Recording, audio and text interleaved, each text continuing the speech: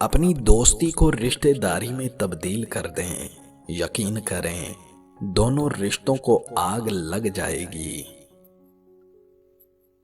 محبت یہ بھی نہیں کہتی کہ جب کوئی پوری طرح سے تمہارا ہو جائے تو تم اسے اپنی جاگیر سمجھ کر ذلیل کر کے رکھ دو۔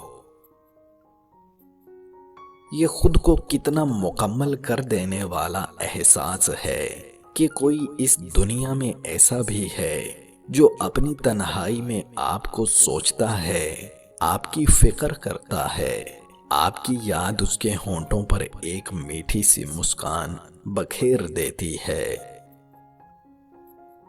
ہم اپنی خوش فہمی کو آگاہی کہتے ہیں اور دوسروں کی آگاہی کو غلط فہمی۔ تعجب ہے نا؟ یوم حساب سے پہلے ہم ایک دوسرے کی عاقبت خراب کرنے میں مصروف ہیں۔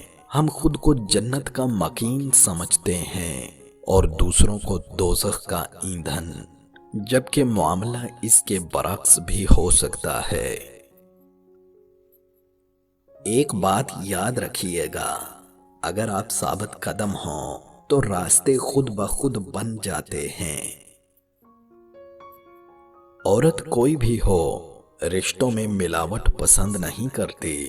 وہ جس سے بھی پیار کرتی ہے اس کی حرکات کو ہمیشہ نظروں میں رکھتی ہے، لڑتی ہے، جھگڑتی ہے، اپنے ہونے کا احساس دلاتی ہے۔ مرد اور عورت میں محبت صرف دلالی کا کام کرتی ہے۔